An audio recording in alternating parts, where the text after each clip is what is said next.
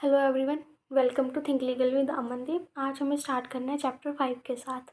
Okay, so section 35 out of this is really important, तो let's start with it. So section 35 talks about when police में arrest without warrant. तो कौन से cases में जो police है वो विदाउट एनी वारंट अरेस्ट कर सकती है। ठीक है, तो सब सेक्शन 1 सेज कि एनी पुलिस ऑफिसर में, तो यहाँ पर जो पुलिस ऑफिसर है that is any police officer means उसका रैंक कोई भी हो सकता है। हालांकि कौन सा पुलिस ऑफिसर होगा इसके ऊपर जो रिस्ट्रिक्शंस हैं वो जो पुलिस एक्ट है उसके अंदर लगाई जा सकती हैं, लेकिन भारतीय नागरिक सुरक्षा संहिता ने कोई भी रिस्ट्रिक्शन नहीं लगाई है। तो इस एक्ट के अकॉर्डिंग कोई भी पुलिस ऑफिसर हो सकता है जो कि अरेस्ट कर सकता है। तो एनी पुलिस ऑफिसर में without an order from a magistrate and without a warrant arrest any person. तो यहाँ पर इन्होंने सेक्शन में ग्राउंड्स बता दिए कि कौन से केसेस में एक जो पुलिस ऑफिसर है वो किसी पर्सन को without any order of the magistrate और विदाउट अ वारंट अरेस्ट कर सकता है। ठीक है, अरेस्ट में क्या है कि दिस इज़ टोटल रेस्ट्रेंट और complete deprivation of your liberty.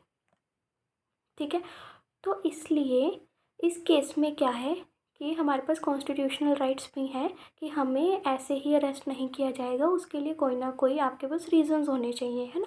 तो इसीलिए सेक्शन 35 में टोटल 10 ग्राउंड्स दिए हुए हैं जिन ग्राउंड्स के ऊपर आपको अरेस्ट किया जा सकता है पुलिस ऑफिसर के द्वारा without any warrant and without an order from the magistrate. ये जो ग्राउंड्स हैं ये सारे ग्राउंड्स एग्जॉस्टिव हैं, मीन्स कि अगर आपका जो केस है वो इन सर्कमस्टांसिस इन 10 ग्राउंड्स में फॉल कर रहा है फिर तो आपकी अरेस्ट होगी। अगर इन 10 ग्राउंड्स में नहीं फॉल कर रहा तो अरेस्ट नहीं होगी। ओके, एग्जॉस्टिव का यही मतलब है कि इन्हीं ग्राउंड्स पर होगी, इनके अलावा किसी और ग्राउंड पर नहीं होगी। तो सबसे पहला ग्राउंड देख लेते हैं कि who commits in the presence of a police officer a cognizable offence. अगर पुलिस ऑफिसर की प्रेजेंस में कोई पर्सन है वो एक कॉग्निजेबल ऑफेंस कमिट करता है तो पुलिस ऑफिसर उसे अरेस्ट कर सकता है। ठीक है, सेकंड ग्राउंड आ गया कि against whom a reasonable complaint has been made और credible information has been received और reasonable suspicion exist that he has committed a cognizable offense punishable with imprisonment for a term which may be less than 10 years or which may extend to 7 years whether with or without fine if the following conditions are satisfied namely। तो अगर किसी person के against आपको reasonable complaint मिलती है police officer को या कोई क्रेडिबल इंफॉर्मेशन रिसीव होती है या उसको रीजनेबल सस्पिशन है, डाउट है, क्या डाउट है या क्या कंप्लेंट और क्रेडिबल इन्फॉर्मेशन आई है कि उस पर्सन ने एक कॉग्निजेबल ऑफेंस कमिट किया है जिसकी पुनिशमेंट है अप टू 7 ईयर्स। ठीक है, 7 ईयर्स से कम भी हो सकती है और अप टू 7 ईयर्स भी हो सकती है, बट मोर देन 7 ईयर्स नहीं है। तो अगर इसमें आपकी सारी कंडीशंस फुलफ़िल हो रही हैं तो उसके बाद पुलिस ऑफिसर को जो इस सबसेक्शन के अंदर ग्राउंड्स दिए हुए हैं उनको भी चेक करना है। तो पहली चीज़ क्या है कि the police officer has reason to believe on the basis of such complaint information और suspicion that such person has committed the said offence. जो उसके पास कंप्लेंट आई या उसको इंफॉर्मेशन रिसीव हुई या फिर उसे सस्पिशन है तो उसके ग्राउंड के ऊपर पुलिस ऑफिसर को ये बिलीव भी होना चाहिए कि उस पर्सन ने वो ऑफेंस किया है जिस ऑफेंस के बारे में उसके पास कंप्लेंट आई है या इन्फॉर्मेशन रिसीव हुई है या उसको रीजनेबल सस्पिशन है। ठीक है, फिर दूसरी चीज़ क्या है, the police officer is satisfied that such arrest is necessary. अब पुलिस ऑफिसर सेटिस्फाई भी है कि उसकी अरेस्ट भी रिक्वायर्ड है। पहला क्या हो गया रीज़न कि पुलिस ऑफिसर के पास रीज़न टू बिलीव है, वो इस चीज़ को मानता है कि इसी पर्सन ने ऑफेंस किया है। दूसरी चीज़, उसको लगता है कि उसकी जो अरेस्ट है वो भी ज़रूरी है। अब ज़रूरी किन पर्पसेस के लिए वो हम देखते हैं। तो पहली चीज़ किसके लिए अरेस्ट रिक्वायर्ड है, to prevent such person from committing any further offence. उसको अरेस्ट करना रिक्वायर्ड है ताकि वो कोई और ऑफेंस कमिट ना करे। दूसरी चीज़, for proper investigation of the offence, जो उसने ऑफेंस किया है उसकी प्रॉपर इन्वेस्टिगेशन के लिए उसकी अरेस्ट रिक्वायर्ड है। To prevent such person from causing the evidence of the offence to disappear और tampering with such evidence in any manner. तो इसका मतलब क्या है कि एविडेंस को प्रोटेक्ट करने के लिए, ताकि वो उससे छेड़खानी ना करे, एविडेंस को डिसअपियर ना कर दे, इसलिए उसको अरेस्ट करके रखना है। फिर to prevent such person from making any inducement, threat और promise to any person acquainted with the facts of the case so as to dissuade him from disclosing such facts to the court or to the police officer। तो इससे क्या है कि जो witnesses हैं उस offence के, उनको प्रोटेक्ट करने के लिए ये प्रोविज़न है कि हम उस पर्सन को जिसको अक्यूज़ किया गया है उसको अरेस्ट इसलिए कर रहे हैं ताकि वो जो विटनेसेस हैं उस केस में उनको इन्फ्लुएंस ना करें। Fifth, as unless such person is arrested his presence in the court whenever required can not be ensured, कि अगर उसे अरेस्ट नहीं करेंगे तो उसकी प्रेजेंस को हम कोर्ट में सिक्योर नहीं कर सकते, मतलब कि वो भाग जाएगा। तो वो भाग ना जाए इसलिए हम उसको अरेस्ट करके रखेंगे। अब ये जो 5 केसेस हैं ये एग्जॉस्टिव हैं, ठीक है। ये एज इट इज़ ही अगर पुलिस ऑफिसर को लग रहा है कि अरेस्ट ज़रूरी है तो ये सारे इंग्रेडिएंट्स होने चाहिए, और ये सारे जो इंग्रेडिएंट्स हैं ये फुलफ़िल हो रहे हैं या नहीं हो रहे, इसका जो बर्डन ऑफ प्रूफ है वो मैजिस्ट्रेट के ऊपर है। मैजिस्ट्रेट देखेगा कि क्या ये सारी चीज़ें कंप्लाई विद हो रही हैं या नहीं हो रही। फिर and the police officer shell record while making such arrest his reasons in writing. तो जो पुलिस ऑफिसर होगा वो अरेस्ट करने से पहले अपने रीजंस को इन राइटिंग रिड्यूस करेगा कि कौन से रीज़न हैं जिन रीज़न के बेस पे वो अरेस्ट कर रहा है। फिर इसकी प्रोवाइजो आ गई कि provided that a police officer shall in all cases where the arrest of a person is not required under the provisions of this subsection record the reasons in writing for not making the arrest. अगर इस subsection में police officer को लग रहा है कि arrest required नहीं है तो वो फिर भी रीजंस को रिकॉर्ड करेगा। मतलब हमने ऊपर देख लिया कि अगर वो अरेस्ट कर रहा है तब भी उसे रीजंस रिकॉर्ड करने हैं, अगर अरेस्ट नहीं कर रहा उसे तब भी रीजंस रिकॉर्ड करने हैं। लेकिन ये जो प्रोवाइजो है ये सिर्फ सबसेक्शन बी के साथ रीड होगी। तो सिर्फ अगर वो सबसेक्शन 4B में रिकॉर्ड अरेस्ट कर रहा है सिर्फ फिर ही उसे रीजंस रिकॉर्ड करने हैं। ओके, जो बाकी के ग्राउंड्स हैं हमारे बी को छोड़कर, बाकी के ए हो गया और फिर सी से जी तक हो गए, सी से जे तक हो गए, तो उन केसेस में रीजंस रिकॉर्ड करने की रिक्वायरमेंट नहीं है। सिर्फ जो हमारा बी ग्राउंड है उसमें अगर अरेस्ट करोगे चाहे अरेस्ट नहीं करोगे, दोनों सिनेरियो में आपको रीजन को रिकॉर्ड करना है।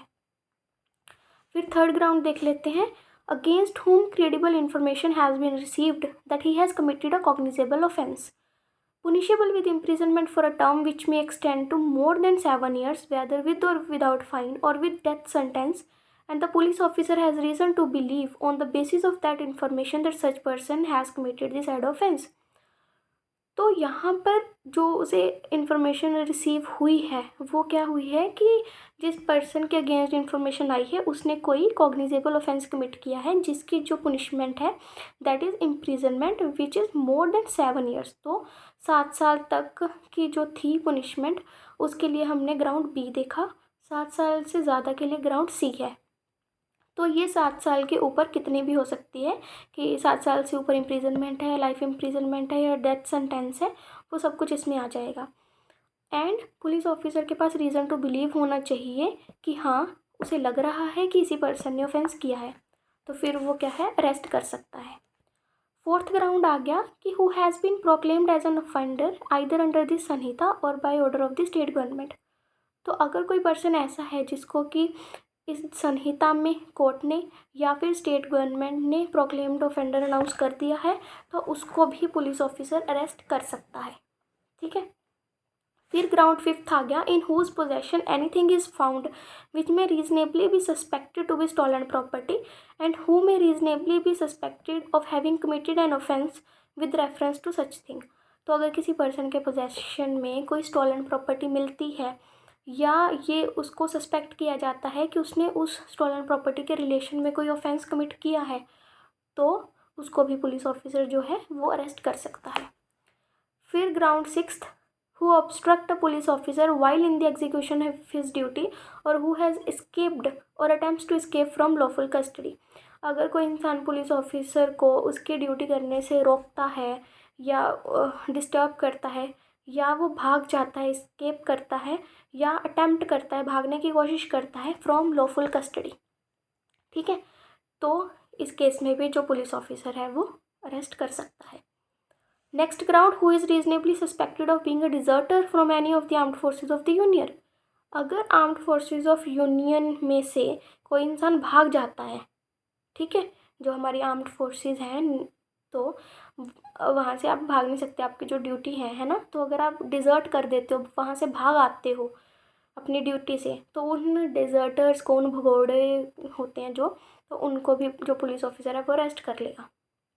फिर आ गया हमारे पास next ground, who has been concerned in और against whom a reasonable complaint has been made or credible information has been received or a reasonable suspicion exists of his having been concerned in any act committed at any place out of India which if committed in India would have been punishable as an offence and for which he is under any law relating to extradition or otherwise liable to be apprehended or detained in custody in India। तो मतलब किसी person ने out of India कोई offence किया है और वो offence वहाँ भी एक ऑफेंस है और वो इंडिया में भी ऑफेंस है, और उस कंट्री और इंडिया के बीच में एक्स्ट्राडिशन ट्रीटी साइन हुई है। एक्स्ट्राडिशन ट्रीटी क्या है कि इस ट्रीटी में क्या होता है कि अगर यहाँ का कोई ऑफेंडर दूसरी उस कंट्री में चला जाए जिसके साथ हमारी एक्स्ट्राडिशन ट्रीटी हो रखी है, तो वो कंट्री उस पर्सन को इंडिया में वापस भेज देगी। तो अगर कोई ऑफेंडर ऐसी कंट्री में गया हुआ है जिसके साथ हमारी एक्स्ट्राडिशन ट्रीटी है, तो हम उसे इंडिया में बुला सकते हैं। बट अगर किसी कंट्री के साथ हमारी एक्स्ट्राडिशन ट्रीटी साइन नहीं हुई, तो हम वहाँ की उस फॉरेन गवर्नमेंट को उस पर्सन को इंडिया में भेजने के लिए कंपेल नहीं कर सकते। तो अगर ऐसा है, किसी ऐसे उस पर्सन के पता चलता है कि आउट ऑफ इंडिया किसी पर्सन ने ऑफेंस किया है जो कि इंडिया में भी ऑफेंस है और वहाँ भी ऑफेंस है और उस कंट्री के साथ हमारी एक्स्ट्राडिशन ट्रीटी है, तो वो पर्सन जैसे इंडिया में आएगा तो उसको यहाँ की पुलिस जो है उसको अरेस्ट कर लेगी। फिर नेक्स्ट ग्राउंड आ गया कि who being a released convict commits a breach of any rule made under subsection 5 of section 394। तो इसमें क्या है कि जो रिलीज्ड कन्विक्ट होते हैं उनको अपना एड्रेस बताना होता है कोर्ट को, कि वो अगर उनके एड्रेस में कोई चेंज आ गया तब भी, और अगर अदरवाइज़ भी, तो वो अपना जो एड्रेस है, परमानेंट एड्रेस, वो कोर्ट को बता के रखेंगे। तो अगर उन्होंने इसको कंप्लाई विद नहीं किया, they fail to perform this duty, तो फिर उनको जो कोर्ट है, वो जो पुलिस ऑफिसर है वो अरेस्ट कर सकता है। Next ground, for whose arrest any requisition whether written or oral has been received from another police station provided that the requisition specifies the person to be arrested, offence or other cause for which the arrest is to be made, and it appears therefrom that the person might lawfully be arrested without a warrant by the officer who issued the requisition। अगर police officer के पास दूसरे किसी police station से request आती है कि इस person को आप अरेस्ट करिए, और उसमें फिर क्या चीज़ दी जाती है कि किस पर्सन को अरेस्ट करना है, ये बताना है उनको, किस ऑफेंस के लिए या किसी और रीज़न के लिए उनको अरेस्ट करना है, और जिस पर्सन ने रिक्वेस्ट करी है क्या वो पर्सन ऑथोराइज्ड था उस पर्सन को अरेस्ट करने के लिए। तो अगर उसके खुद के पास पावर थी उस पर्सन को अरेस्ट करने के लिए, तो उसने जिस किसी दूसरे पुलिस ऑफिसर को रिक्वेस्ट करी है उसको अरेस्ट करने की, तो वो पुलिस ऑफिसर भी उसको अरेस्ट कर लेगा। तो ये क्या है कि हमने देखा है कि जैसे वॉकी टॉकी पे हमने मूवीज़ में देखा है कि पुलिस ऑफिसर वॉकी टॉकी पे बता देते हैं कि यहाँ से ऑफेंडर अभी गुजरने वाला है, ये ऑफेंडर है, ये ऑफेंस है, इसलिए हम उसको अरेस्ट करना चाह रहे हैं। तो फिर उस केस में जिस पुलिस ऑफिसर को हम रिक्वेस्ट करेंगे वो भी अपना अरेस्ट कर सकता है। ओके, तो उसके बाद नेक्स्ट ग्राउंड देख लेते हैं हम, सबसेक्शन 2। तो हमारे ग्राउंड्स तो यहाँ पर ख़त्म हो गए 10 ग्राउंड्स। अब आगे की प्रोविजंस आ गई। तो सबसेक्शन 2 से subject to the provisions of section 39 no person concerned in cognizable offence और against whom a complaint has been made or credible information has been received or reasonable suspicion exists shall be arrested except under a warrant or order of a magistrate। तो इन grounds को छोड़कर बाकी किसी भी case में किसी भी person को without warrant of the court और ऑर्डर्स ऑफ द कोर्ट और वारंट्स अरेस्ट नहीं किया जाएगा। ठीक है, तो जनरल रूल क्या हो गया कि किसी भी पर्सन को हम विदाउट वारंट और orders of the court arrest नहीं करेंगे। बट अगर आपका जो केस है वो इन 10 ग्राउंड्स में फॉल कर रहा है, फिर हम उसको विदाउट वारंट और without the orders of magistrate arrest कर सकते हैं। Subsection 3, the police officer shall, in all cases where the arrest of a person is not required under subsection 1, issue a notice directing the person against whom a reasonable complaint has been made or credible information has been received or a reasonable suspicion exists that he has committed a cognizable offence, to appear before him or at such other place as may be specified in the notice। तो अगर police officer को लगता है कि subsection 1 में जो accused है उसकी अरेस्ट रिक्वायर्ड नहीं है, तो फिर वो क्या है, उस पर्सन को, अक्यूज्ड पर्सन को एक नोटिस इशू करेगा। अब ये नोटिस किस टाइप का होगा, ये जो हमारा BNSS का सेकंड शेड्यूल है उसके फॉर्म 1 में इसका फॉर्मेट दिया हुआ है, तो आप उसको देख सकते हैं। तो वो नोटिस देगा, नोटिस में वो डायरेक्ट करेगा उस पर्सन को कि तुम अपीयर हो मेरे सामने, और उसके बाद वो उसकी स्टेटमेंट्स वगैरह या सब कुछ नोट करेगा। ठीक है, तो 2 सिनेरियो हैं। पुलिस ऑफिसर के पास कंप्लेंट आती है, इन्फॉर्मेशन रिसीव होती है, उसको सस्पिशन होती है कि किसी पर्सन ने कोई ऑफेंस किया है। अगर उसे लग रहा है कि अरेस्ट करना रिक्वायर्ड है तो फिर वो सबसेक्शन 1 में अरेस्ट कर लेगा। अगर उसे लग रहा है कि अरेस्ट करना रिक्वायर्ड नहीं है तो फिर वो नोटिस इशू करेगा। ठीक है, फिर subsection 4 says, where such a notice is issued to any person, it shall be the duty of that person to comply with the terms of the notice. अगर किसी पर्सन को नोटिस इशू किया गया है तो ये उसकी ड्यूटी है कि वो उस नोटिस की टर्म्स को कंप्लाई विद करेगा। अगर पुलिस ऑफिसर ने उसे कहा है कि आप आओ मेरे सामने अपीयर हो, तो वो होगा उस पर्सन के सामने अपीयर। ठीक है, तो इसका फिर आगे कंसिक्वेंस भी है कि अगर वो अपीयर नहीं होगा तो क्या होगा। तो हम पढ़ते हैं, सबसेक्शन 5 देखते हैं पहले कि where such person complies and continues to comply with the notice, he shall not be arrested in respect of the offence referred to in the notice unless for reasons to be recorded the police officer is of the opinion that he ought to be arrested. तो अगर किसी person को police officer ने notice भेजा और वो उस notice को कंप्लाई विद कर रहा है और अभी रेडी है उसको कंप्लाई करने के लिए, तो फिर उसको अरेस्ट नहीं किया जाएगा। बट अगर पुलिस ऑफिसर को लगता है कि उसकी अरेस्ट रिक्वायर्ड है तो फिर वो रीजंस को रिकॉर्ड करेगा कि इन रीजंस की वजह से मुझे इसकी अरेस्ट रिक्वायर्ड है। उन रीजंस को रिकॉर्ड करने के बाद ही वो उसको अरेस्ट करेगा। फिर आगे subsection 6, where such person at any time fails to comply with the terms of the notice और is unwilling to identify himself, the police officer may, subject to such orders as may have been passed by a competent court in this behalf, arrest him for the offence mentioned in the notice।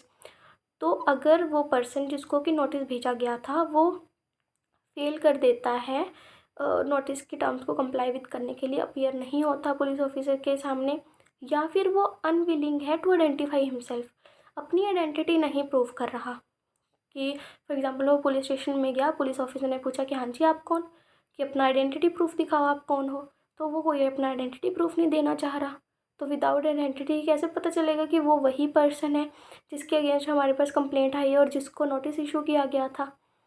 ठीक है, तो इस case में जो police officer है फिर वो उसको अरेस्ट कर लेगा फॉर द ऑफेंस जो कि नोटिस में मैंशनड था, जिस नोटिस के लिए उसको हमने बुलाया था, जो नोटिस देके।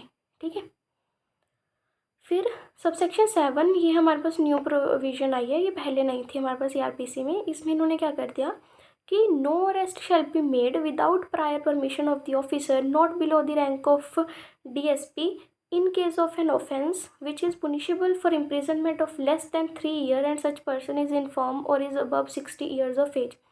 तो इन्होंने बोल दिया कि अगर किसी पर्सन के अगेंस्ट आपके पास कोई इन्फॉर्मेशन रिसीव होती है कि उसने एक ऑफेंस किया है जो कि पुनिशेबल है with imprisonment less than 3 years, 3 साल से कम की सज़ा है उस ऑफेंस की, और जिस पर्सन ने वो ऑफेंस कमिट किया है वो या तो इन्फर्म है या फिर जो उसकी एज है वो 60 ईयर्स से ज़्यादा है, अबव 60।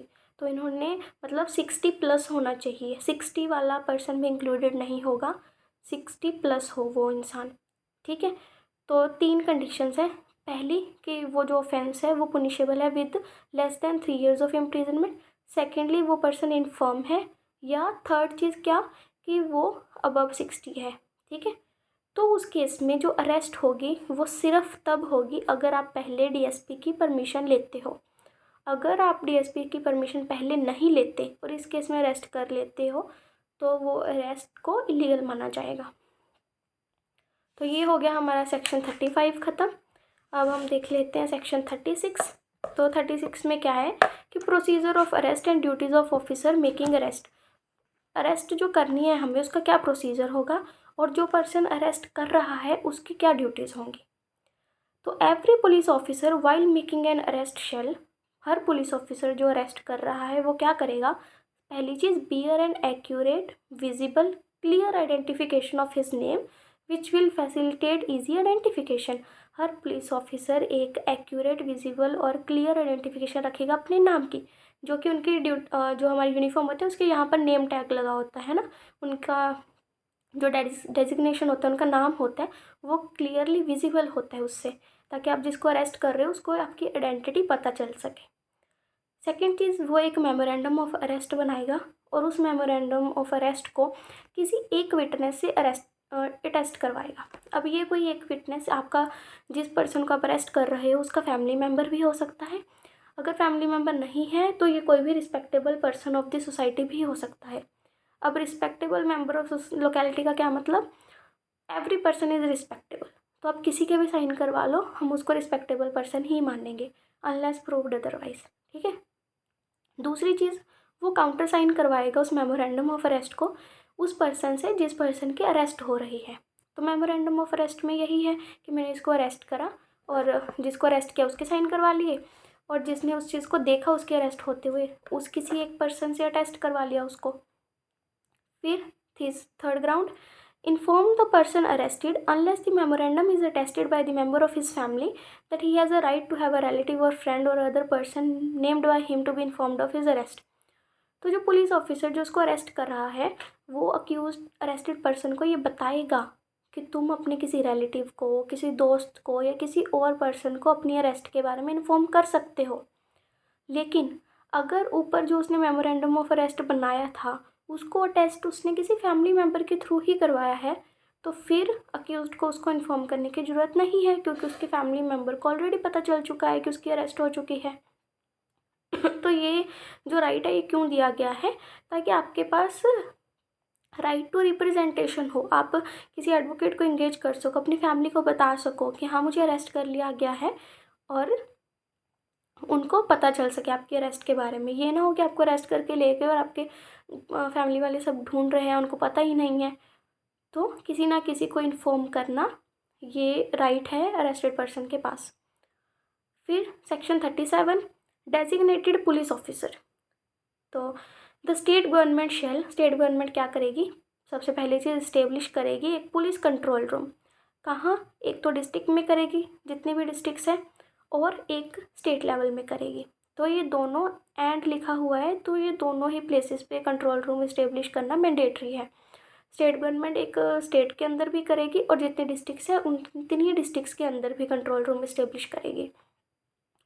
दूसरी चीज़, designate a police officer in every district in every police station not below the rank of ASI who shall be responsible for maintaining the information about the names and addresses of the persons arrested, nature of the offence which charged, and which shall be prominently displayed in any manner including in digital mode in every police station and at district headquarters। तो state government किसी एक police officer को हर district में और police station में designate करेगी जो कि ASI से छोटा नहीं होगा रैंक में। किस लिए करेगी डेजिग्नेट, कि वो रिस्पॉन्सिबल होगा इंफॉर्मेशन मेंटेन करने के लिए किन चीज़ों के बारे में, कि जो अरेस्टेड पर्सन्स हैं उनके क्या नेम हैं, उनके क्या एड्रेस हैं, कौन से ऑफेंसेस के लिए उनको अरेस्ट करा गया है, और ये जो इन्फॉर्मेशन है इसको प्रोमिनेंटली डिस्प्ले किया जाएगा।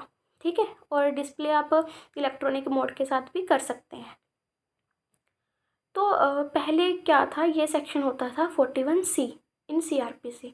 तो वहाँ पर जो पर्सन अरेस्ट भी कर रहा है उसका भी नेम एंड डेजिग्नेशन रिक्वायर्ड था नोटिस बोर्ड पर डिस्प्ले करने के लिए। बट वो प्रोविज़न इन्होंने जब इस सेक्शन को चेंज किया और ये जो मिनिमम रिक्वायरमेंट लगा दी कि जिसको आप डेजिग्नेट करोगे वो person should not be below the rank of assistant sub inspector, तो इन चीज़ों को ऐड करते हुए इन्होंने उस चीज़ को ओमिट कर दिया कि जो पर्सन अरेस्ट करेगा उसका भी नेम और डेजिग्नेशन आपको बताना है। ओके, तो आज के लिए इतना ही काफ़ी है, बाकी हम कल कर लेंगे। और अगर आपको कोई डाउट हो तो you can leave the comment. Thank you guys.